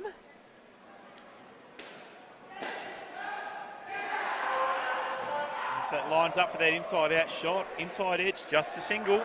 Words exchanged. Brothers on any other day, enemies today. Nick Marciano. Yep, easy 2. Easy run out. No. Good fielding there from Louis Crawford. He had all day to tap that.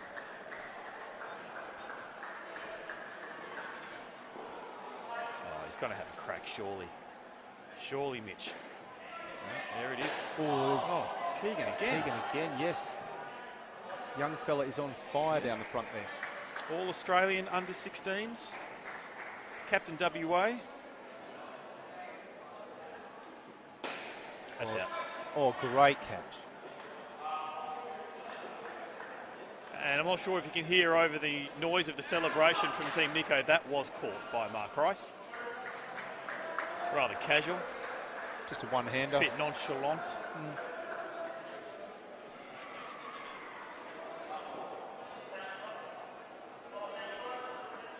It's like it was meant to happen. And again, they're really targeting Mitch's legs here. He can't do anything more than hit a 2, and that's intelligent bowling from Nick DeGrease, just taking the big swinging game of Mitch Todd out of the equation, just forcing the 1s and 2s and the occasional wicket.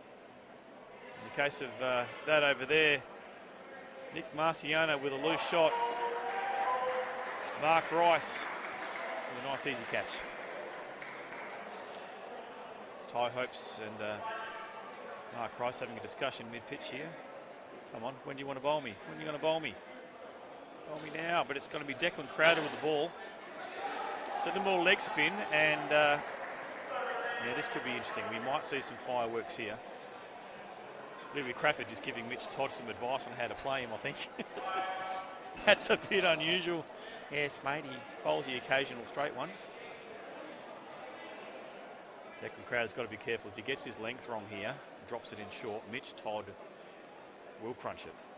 Oh, if that was any wider, that was back net. A little bit of a loosener to start there, Stevie. Yep. Nick Marciano won't hold back either. He had the opportunity on that occasion. Didn't quite middle it. Found the fielder, dot ball, and we are on second ball. Score must change. Mitch Todd takes off. That's okay from Nick Marciano. Gets the easy 2. Score limps on to 43. Halfway through the second pair here. Wrongen, and well picked by Mitch Todd. Oh, well, that was if you don't mind. That was very close. Keegan Lynch out of nowhere. Flies through the air, tongue goes out. Krusty the Clown-esque with his hair there.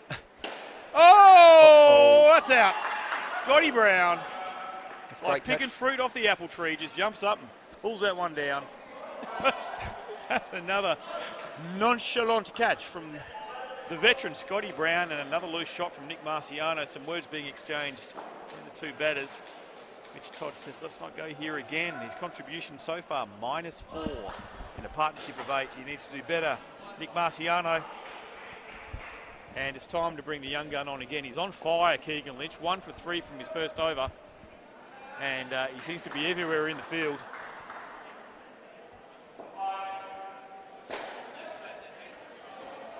More of the same, says Scotty Brown. More of the same, son. Well, now that was interesting. What an unbelievable delivery from Keegan Lynch. That one swung in, pitched, and moved back out to go behind Nick Marciano's backside. He's tried the same ball again. It's a wicket. He's been put down by Ty Hopes, of all people. Half a chance there. Dot ball and a single.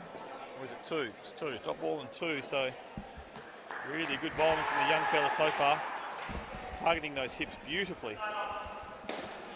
And there's a great catch from Declan Crowder. Great hands. Falling away to his right on the... he's tramped for room there, Mitch Todd. He tried to create something out of nothing, didn't get enough on it. Declan Crowder with a very safe pair of hands, fielding quite deep in the two-line position. Traditionally, they're up on the white line. He's fielding back on the yellow, and plans paying off for Team Nicko there, bowling to their field beautifully. Oh, well bowled again, just cramped in for room. That won't be out.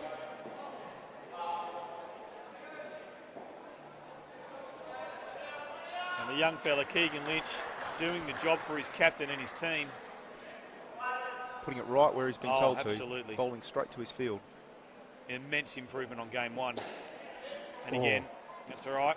That's okay. Each one of those balls an opportunity. That's beautiful bowling from the young fella. 2 wickets for 5 run from his 2 overs, and you can't ask for much more than that. Everyone in on the taps and the pats, all staying well clear of his beautifully groomed hair there. No one giving that a rub.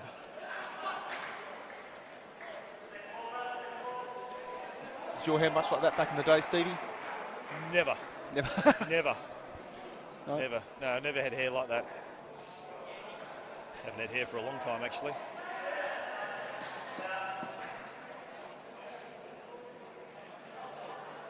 But if you look at some of the legends of the game, Ty Hope's receding hairline, Scotty Brown receding hairline, Nick DeGrease receding everything.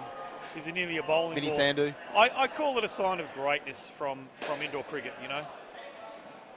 After many, many years of... I'm going to shut up now. I voluntarily Stuart removed French. mine. Stewie Looking at French. him over there. Stewie French indeed. Dario Sorbello. The human bowling ball. Dean Demos. Oh, Dean. There's a umpire. Oh, now what's happened there? That's out. Oh, there's a cheap wicket there. He's going to review it. They can't pinch the extra run. They're going to have to cross back here now. Oh, folks, he's been caught napping. There's been a bit of a lazy throwback here. They've completed the run safe as a house. And then I think Mitch Todd has wandered out of his crease. Take off again. I'm not sure if it was to take off or if he was just crossing the pitch. And a casual flick from Scotty Brown's hit the stumps. Cochran was all over that, and he's given that out. The instant review, Mitch Todd was very convinced he was back in his ground. I think you find he might be gone here. Just waiting for the umpire to zoom in. I'm not sure if we're going to see it. We're getting a zoom in now.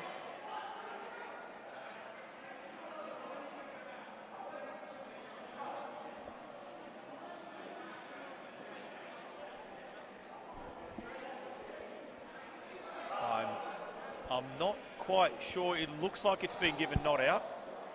No, it was given out. It's been given out. Yeah, has it been overturned? We're just waiting to see what happens on the scoreboard here.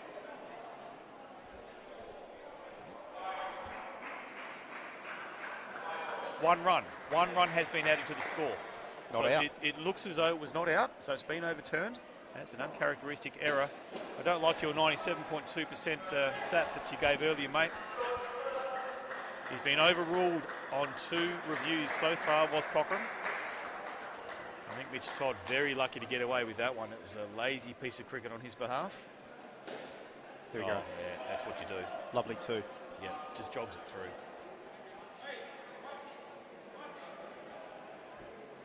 What happens here, Stevie? Super ball. There's just Rice set in the field. I think they're going to have a bit of a hit here, I think. Protecting the skin. It's going to take a hell of a hit from Nick Marciano. He needs the back net. They are. They're protecting the back net. I think they know they've probably got the match with... Oh, is he going to get away with it? He's getting away with it. That was a perfectly measured short ball. Fontana doesn't like it. You cannot review a no ball. You cannot review a no ball too high. It is impossible for the cameras to judge it. That ball was right on shoulder height. A bit of controversy to end the pair. I think Team Nicko would be very happy to have that pair only score 16 runs. Yeah, no. Coach Fontana still carrying on the sidelines there, asking for a review. Unfortunately, we cannot review no balls. I'm not sure if he's perhaps aware of that, but that was millimetres in that ball from... Just as well we don't have a descent rule in indoor cricket.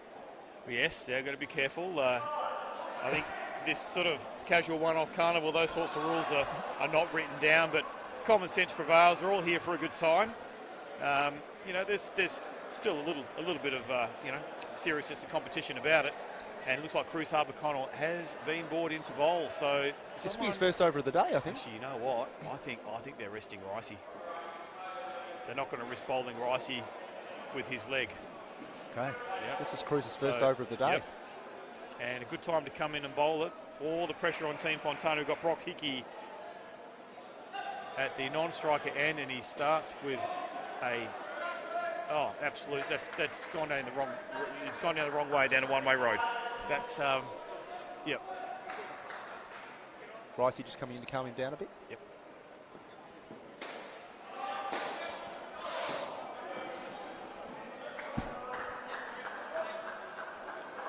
Josh Fawcett, easy two there. Brock Hickey, been out of the game for a while. Great to see him back in indoor colours. Bit of a nothing shot on that occasion. Still gets 2 runs. Unhappy with himself as he expresses some dissent with the toe of his bat. A little bit too short there. Before scored here. A No, little bit too just short there. kept off Well the bat kept net. off by Declan Crowder. Just the 3, nearly a 4 there. Josh Fawcett, of course, no mug with the bat. There's a nice safe 2 as well. So, no, sniffing a chance at the bowler's end. Batter's end, I should say. I'm going to call it, Stevie. It's a good start to the partnership here. Yep. We're going to squeeze out a couple of overs worth 10 or more runs, and all of a sudden you're easily back in this game. Oh, there's a it's hit the base of the great. stumps. Yes, we heard that actually. It hit the base of the stumps. Bale's Wow. not coming off. It would have been a close one. And Keegan Lynch is really in everything, isn't he?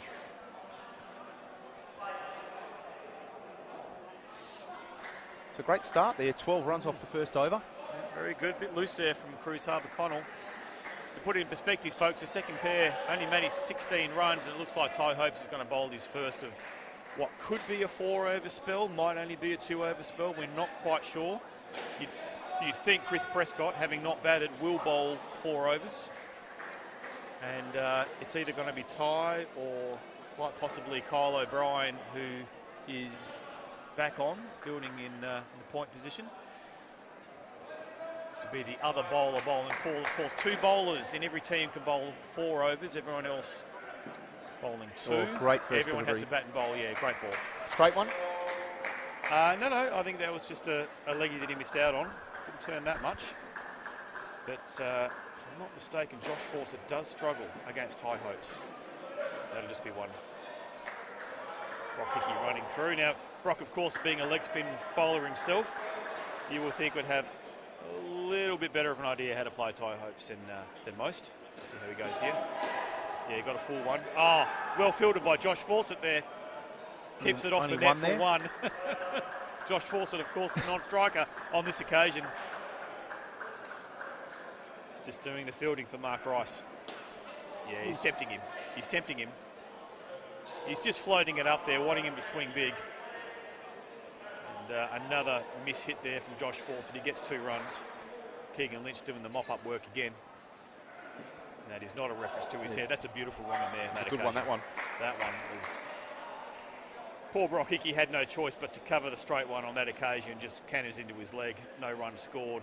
A very good over from Ty Hopes there. No wickets, none for 4. That's exactly what you need in this game. Especially defending 127 every over like that puts more and more pressure on Team Fonts. Of course, we have no idea who's going to close out the batting for Team Fonts. They've got Peter Lewis on the bench. They've got Stewie French. They've got Brett Williams. Who else is sitting there that hasn't batted yet? Good to see. Someone might be having a bathroom break at the moment. So, tell you what, we'll just keep you all in suspense as we wait for that to happen. It's early days in this pair, and we've got a few overs to go. And it looks like Cruz Harbour's going to have his second. They're going to bowl him out. I don't like using the expression "get someone out of the way."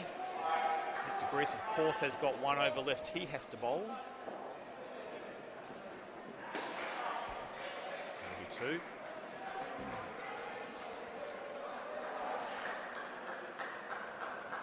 Bruce just a little bit short of a length so far in his bowling spell. That's a bit better. Much better bowling single on that occasion. Keegan Lynch doing the clean-up work.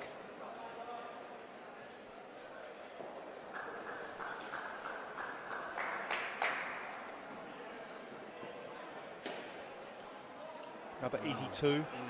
Lovely shot.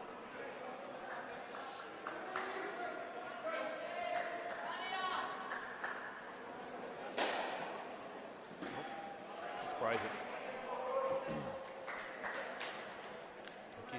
He's looking for that shape, aiming on the legs and then straightening up. A little outswing is just not getting much movement.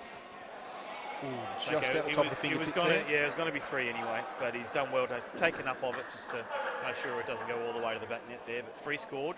Lovely shot there. Brock Hickey. It's better delivery. Oh, it's a chance. Little inside edge. The ball just sort of dying at the feet of Chris Prescott on that occasion, unable to clean up and get the stumping. So figures of none for 22 from Cruise Harbour, a little on the expensive side, but in the context of this game, not a complete disaster, especially following a none for 4 over from Ty Hope. So we've got 2 overs left in this pair, 74 on the board, chasing 127 or 128 precisely for the win. Still a fair bit of work to do, Brad Phillips. I think, these next 2 overs are going to be the what's going to make or break the game for Team Fonts here. If they bat well, they're going to put themselves in a really good spot, and if they don't go up too high from here, it's going to put a lot of pressure on the last pair to have a big score. And of course, Chris Prescott coming on to bowl is going to make that job a little bit harder, particularly if he picks up the wickets we expect him to do. Anything more than 40 for the last pair, I don't care who you are, that's a lot to chase. Having said that, we did see Team Hully hit 36, 37 odd to chase down the win in the previous game against Team Nicko. So anything's possible, and here's an easy wicket. Out. There we go, great start. That is regulation stuff. Nick de Grease does what he does best. Cool, calm, collected. He could have rolled that Jason Gillespie style. Actually, was it Gillespie or Kasprovic in the World Cup that did the underarm? Before my time, Steve. Before your time? I don't think so, son. Someone's probably online. I'm sure it was Gilly. Gillespie to Gilchrist. No, it's Flemmo. It's Flem. Damien Fleming. Oh, it's well fielded. Declan Crowder. Only a single there. That sticks. Yeah, that was looking for all money to be 5 scored. I would love to have scored that, just a single. So well fielded there from Declan Crowder for Team Nicko. Great delivery. Quick and on the legs. Score going backwards so far in this 14th over. Still an over to go for this pair after these 2 deliveries from Chris Prescott. Oh, wow. Quick and with There's movement. that left-handed flick from Ty Hope's normally deadly from there. Oh, I want to see the one that goes over his left shoulder. No look flick to the top stumps. That's what I want to see. Someone banging it down, he grabs it, flicks left-handed. I swear if that happens, I'm going to fall off my chair in excitement. Oh, no! I thought he's going to play that one on for a second. Threatened. And a fantastic over from Chris Prescott. Picks up the wicket. Next to no runs off that. In fact, I think the score went backwards there. So they're now on 23 for the final over of this pair. Score on 71 and even more work to do. Brad Phillips. Yeah, need a bit off this next over to get themselves back in the game. And really question interesting thing, and more importantly, who's batting next? Yeah, we don't. I can't see anyone doing the proverbial pad up. Of course, we don't wear pads in indoor cricket, but we're going to use the expression anyway. And it looks like they're going to bowl Declan Crowder out, which is well, everyone's got to bowl there too at some point. And because every over has re-bowls, it doesn't really matter when you bowl it, but it will matter when you take your batting power play. Great down up. And after an over like that from Chris Prescott, you wouldn't feel confident as batters taking your power play after having just had a negative over. So they've elected not to do it. They're going to save it for the end, as you predicted, Brad.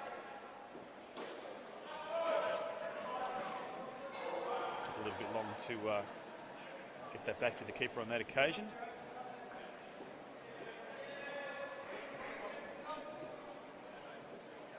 Crowder coming in now. Another quicker ball. Lovely down up again. Yep. Quicker ball, but he picked by Brock Hickey. Takes the easy 2. Just pushes the score a little bit further. They'd like to come out on plus 80, you would think, just psychologically. Oh. You were saying before that Brock hasn't played for a while, Steve. To be honest, I haven't spoken to him, so I'm not sure whether it's just indoor. He's been away from the game at the Super League level for the last couple of seasons, but he was a regular in the both seamer as a junior and then striker as a A-grade player for a number of seasons. The last couple, we haven't seen too much of Brock or his younger brother Kai, who was unavailable for the draft. Both very talented brothers, Kai and Brock. They've walked off with 32. The score is on 80, so they've 48 runs to win. That is 2 runs a ball and a little bit of luck. Aaron Todd and Ethan Benson. Well, that's a great partnership. It's certainly something these two can pull off. They are two very capable batters. They perhaps didn't bat to their full potential in game 1, but anything's possible. Scotty Brown and Louis Crawford coming back in. Declan Crowder and Keegan Lynch taking a break. And I think we're going to have to see Ty Hopes with 2 overs, Chris Prescott with 2 overs, and Nick de Gries will have to bowl his second over out somewhere in this pair. And that should be it. Scotty Brown, of course, won't be bowling to this pair. Like Mark Price not bowling. Ty Hopes is coming up the back net here, so he'll be starting his pair off. Now, of course, we saw Ty Hopes get dispatched in the previous game. A couple of times. One resulted in a run out. The other one turned the game in favour of Team Hully. And these two will be no stranger to Ty Hopes bowling. Ty's only had 1 so far. Well, again, in the absence of none for 4 to start with. So if he's bowling 3 out of the last 5 overs, which is mathematically possible if he bowls 1, 3 and 5, I'm pretty sure Chris... Great start. Chris has 2 left. I could be mistaken on Chris. Maybe he's only got 1, but I'm pretty sure Nicko's only bowled 1 also. Anyway, we'll call it as we see it. It's a great start. Batter's on second ball straight away. That's well played. He waited on that one, made sure he got something on it. Ethan Benson just took off. Haven't seen anyone use a deliberate wide or a leg side on a second ball situation. It is, of course... That's a great shot. It's gone for 4 runs. 4 runs there. 4 runs, yep. Pip just missing out on that occasion. Ty internally will be fuming. He doesn't show much emotion on the field, but inside he'll be a bit frustrated that wasn't stopped. Floats it up. Oh, no. Oh, off the foot. That was, I think, possibly in the air. Wow. You'd be upset at your batting partner for that. It's just cost you 5 runs. Yeah, and possibly nearly cost him a wicket too. It's hard to tell the speed of the ball whether it actually possibly hit the ground first. That's not how you play it, Ethan. Try to cut him off the back foot. That's the last thing you do to Ty Hopes. You're either going to get an edge on the one that goes away, or you're just going to go straight on and clean bowl you. I tell you what, it'd be unheard of at the moment. Ty's bowled 6 overs for the tournament so far and not got a wicket yet. Yep. No, it's very unlike Ty, but I'll tell you what is going to be like Ty. If they make the grand final, that's when you see it all happen. We've done it time and time again. You know, that's why they call them legends of the game. And look, I mean, to a degree, as a batter, you probably go, oh, it's Ty. I need to make sure I'm watching my P's and Q's here and not give away a silly wicket. So you're probably less inclined to get the wicket, and Pip's coming on to bowl now. So either he's got 2 left and they're going to go hard early to make sure that they're going to have the game. 41 runs for the skin to defend. You think that should be pretty safe as well. Aaron Todd likes a fast ball. Oh, he's had a swing. He's been cut in half. I'm not sure what's happened there. What are they appealing for there? Run out. Oh, second ball, of course, because Ethan Benson on the previous ball. Sorry, folks, we're falling asleep at the wheel. I need another mocker. Yep. Falling asleep at the wheel. Yeah. With Ethan Benson, of course, missing out on Ty Hope's last ball. It was first ball, second ball. If you can follow the language on that, they had to score. Aaron Todd missed it. Non-striker didn't run, automatically out. So, and they're on second ball again. Aaron Todd missing out. So this ball here, again, they will have to score. And Chris Prescott bowling the house down at the moment. Well played. Yep, well played. Got it short of a length and was able to turn it around the corner. So this, he's got something on it. I think it was just the one though, but they've turned the strike, and Ethan Benson, wow, doesn't he have work to do here? He's going to have to get at least 2 a ball from this point onwards. Oh, far out. That's unplayable. In swinging Yorker taking your legs out from underneath you. Try and get a bet on that, folks. This is top quality bowling we're seeing right here from Chris Prescott. Ball moving inside as well. The leg side is packed. Everyone is in for the kill. Ethan Benson gets away with one there. 2 scored. 4 for -9. Yep. They're great numbers. Yeah, it's to go with his, I think, 5 wickets in the first game, so he'd probably be a contender for leading wicket taker in the tournament so far. Of course, we'll be able to see those stats after the game, folks, as we just take a little sneaky peeky over at the MCG, where Team Rhino defending a mammoth 163, which, if you don't mind, included 13 for the final skin, are well in control of that match with Team Hully, I think, somewhere in the 60s in reply with a pair to go. So that's a 59. There you go, with final pair coming in now. So that's probably all she wrote over on that call. This game still alive, but they're going to have to send Ty Hopes to a different universe. And Ty obviously going to be bowling overs 18 and 20 now. Yep. Unless, of course, we've lost track of the bowling. Which is highly likely. Which is possible. That means, at least if I think I have it right, it'll be Nick DeGrease closing it out. But they do have. Here's the thing: they've still got their batting power play again. Unless we've missed it, they might be waiting for Nick to bowl to take the batting power play. Oh. He's done some juggling, but unfortunately, Couple he's of put it chances down. there. I think Scotty Brown's going, I had it covered. I had it covered. See if we can get a word from, hey, Scotty, did you have it covered? No, you can't hear Focus. me. He's focused on the game. Wrongen beat him all ends up on that occasion. It's hit pretty hard, Steve. Yeah. Oh, look, I've seen him take them, though. I think you've seen him take plenty of those hard return catches, unsuccessful on this occasion. Oh, no. Oh, he's got away with it. Oh, should have been out, but the throw was wide.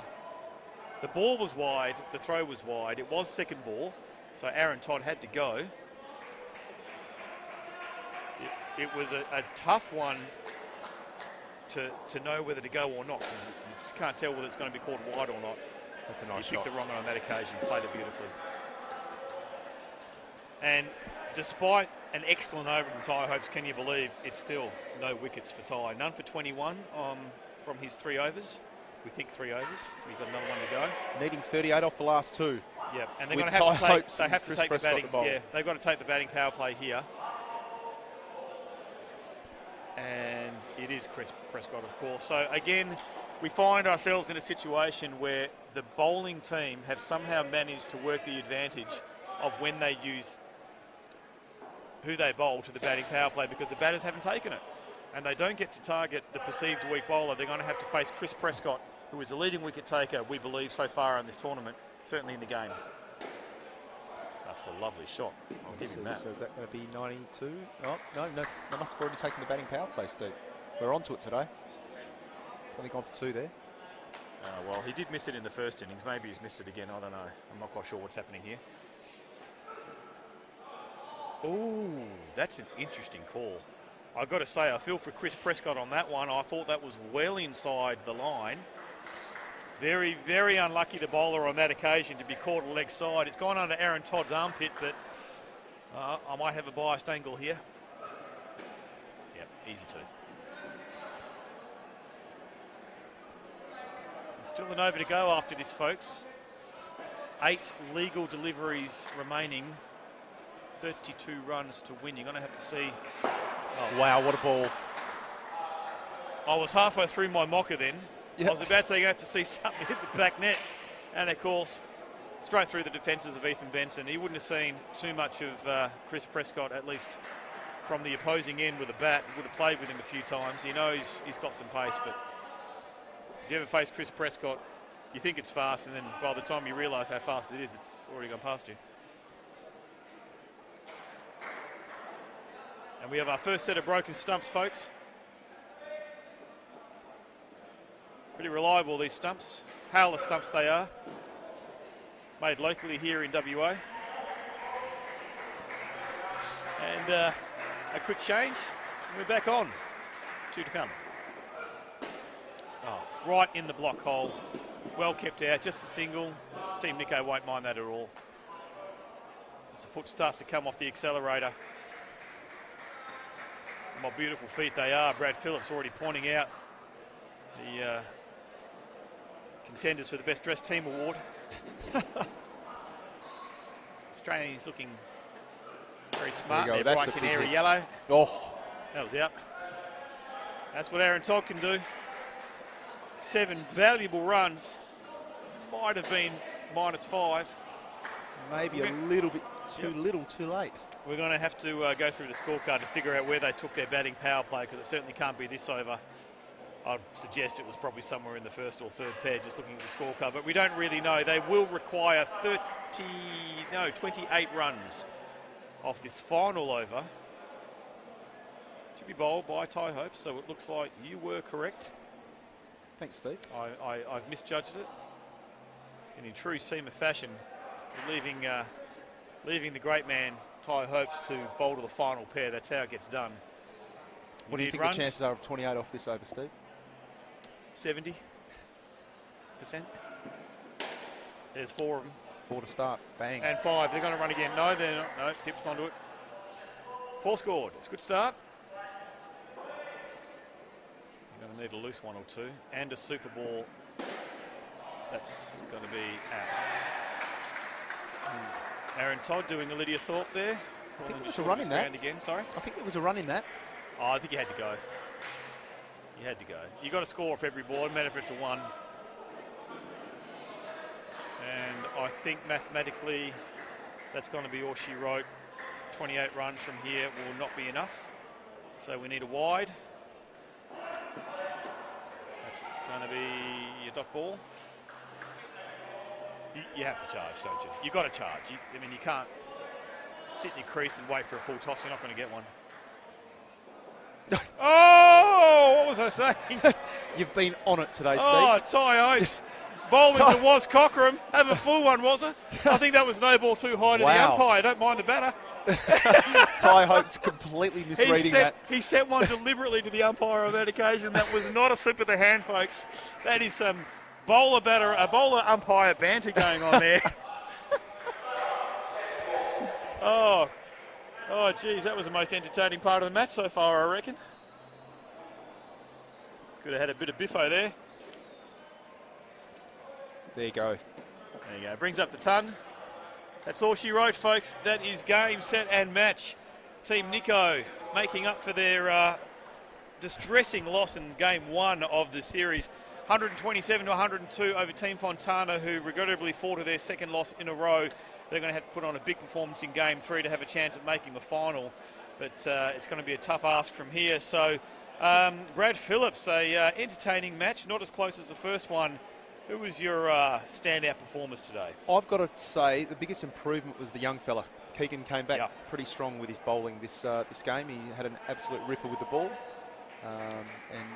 Listened to some of the advice that Ricey gave him and put the ball in the right spots and ended up bowling really well.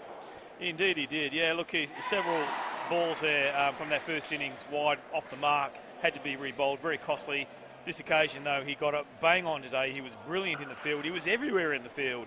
And had a couple of very, very close misses that probably would have been out as well. That would have made him if he's not already a contender for player of the match in this one, certainly he would have been right up there. But just looking at the scorecard here, if I have the right game, I do. So for Team Nicko, Andy Batiga, 22 runs, didn't have to bowl today. Ty Hopes, 26 runs, probably the outstanding bat of the team. Cruz Harbour-Connell batted noticeably better today for 21. With a strike rate of 233. Yeah, no, very good from Cruz from him today. Unfortunately, not so much with the ball, none for 22. But Chris Prescott, again, pick of the bowlers, 5 for none. So Team Nicko using their lineup very strategically, picking Chris Prescott in the first 2 games to bowl the 4 overs and not have to bat. So they're preserving the integrity, the fitness of their players. Now, just looking at Team Fonts, I notice, of course, that Stewie French did not partake in that game at all. Interesting. Which is interesting. So I would say he's probably been injured in the first game and has been ruled out of the tournament from here. So they're down another player, Team Fonts, unfortunately. Normally very solid with the ball. Yeah. And on this occasion, we didn't see an appearance from him, so we'll have to claim injury on that one. For Team Fonts, Josh Fontana with 20 runs, no wickets for 16. Uncharacteristic for him, he's a very solid bowler. Aaron Todd, pick of the bowlers for Team Fonts with 5 wickets for 10 runs from his 4 overs with a absolutely electric moment in a very one-on-one personal battle in the middle of that match with Kyle O'Brien. Wasn't that exciting? Not so much the wicket and the celebration, but the reply from Kyle O'Brien to send him to the back net on the next ball is exactly what we live for in this game here. So probably a comfortable win in the end for Team Nicko. Market improved batting from the first two pairs, I think, got them over the line. I think the next round's going to be very interesting because we've now got Team Nicko with a win. We've got Team Hully with a win, and we've got Team Rhino with 2 wins. So, yeah, it's going to be interesting who gets that final win to get themselves through to the finals. It will be indeed. Of course, we can see already that there is an over to go, so we're calling it early, but with 163 to 75 on the board, there's absolutely no way Team Harley can win that game. They still have a skin to win. Let's not forget, folks, that the skins are still in play here, and if we can... it'll probably come down to it. If a couple of teams are on 2 wins each, it may well be coming down to skins as to who hits in that final, which we will be catching up with around the 3-4 o'clock mark this afternoon, folks. So for now, it'll be a goodbye from the WACA until round 3 begins in approximately 20 minutes to half hour time. Brad Phillips, thanks again for your company. Thank you, Stevie. See you soon.